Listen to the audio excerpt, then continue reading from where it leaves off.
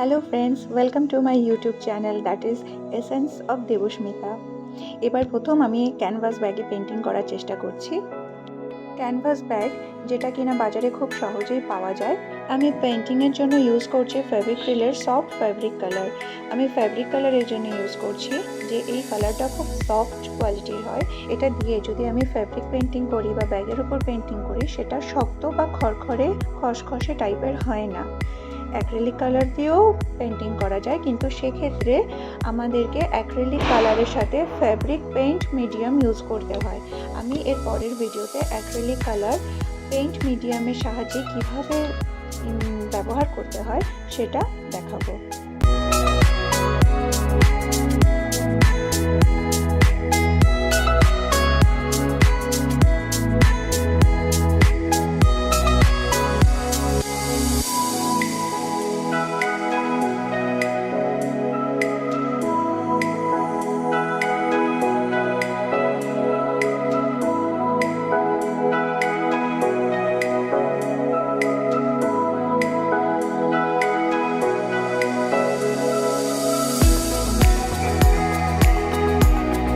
এখানে আমি আউটলাইনের জন্য ইউজ করছি ফেভিক্রিলের 3D আউটলাইনার কালার। এটা ফ্যাব্রিকের সাথে যে কোনো মাল্টি সারফেসে ইউজ করা যায়। তো আমি আউটলাইনের জন্য 3D আউটলাইনারটা ইউজ করছি, কারণ এটার যে লুকসটা আসে, একটা 3D এফেক্ট আসে যেটা খুব সুন্দর দেখতে লাগে। আমি এখানে সব জিওমেট্রিক প্যাটার্ন ইউজ করছি।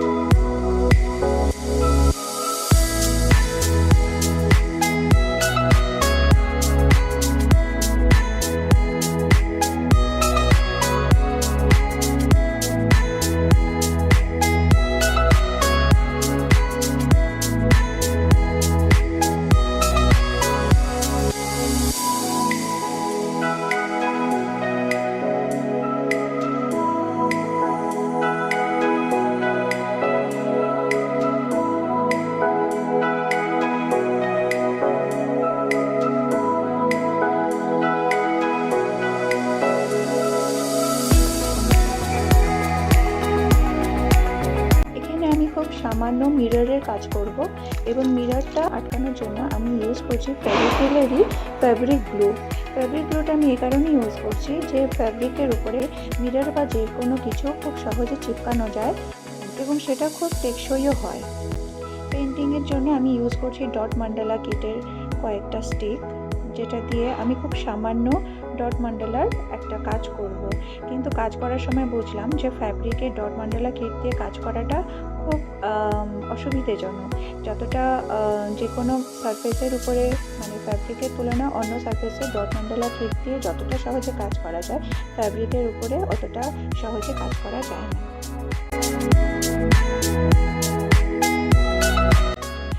এবার বাকি কয়েকটা ত্রিকোণ আকারের মিরর আমি এখানে সেট করে দেব। দেখতে পাচ্ছেন যে আমি ফ্যাব্রিক গ্লু দিয়ে মিররটাকে আটকে তারপরে ওটাকে একটু প্রেশার দিয়ে সেট করে দিচ্ছি। এই মিরর এফেক্টটা খুব সুন্দর একটা লাইট শ্যাডোর একটা কাজ আসবে। আর এই হলো আমার ব্যাগের ফাইনাল লুক। কাঁচের মধ্যে আলোর রিফ্লেকশনে একটা বেশ সুন্দর একটা এফেক্ট এসছে। ব্যাগের পেছন দিকটা ফাঁকা লাগছে বলে আমি এখানে শুধুমাত্র যে কালারগুলো আমি সামনে ইউজ করেছি সেই কালারগুলোতে পেছনে একটা স্ট্রাইপের এফেক্ট দিয়ে দিয়েছি। এখানে আমি কোনো কাজ করব না, শুধুমাত্র এই স্ট্রাইপের এফেক্টটাই থাকবে। আমাকে অবশ্যই জানাবেন আমার হাতে তৈরি প্রথম এই ক্যানভাস ব্যাগ পেন্টিংটা কেমন লাগলো আপনাদের। আমার ভিডিওটি দেখার জন্য আপনাদের অসংখ্য ধন্যবাদ। আরও এরকম ভালো ভালো ভিডিওর আপডেট পেতে গেলে আমার চ্যানেলটিকে আপনারা প্লিজ সাবস্ক্রাইব করুন, লাইক করুন এবং শেয়ার করুন।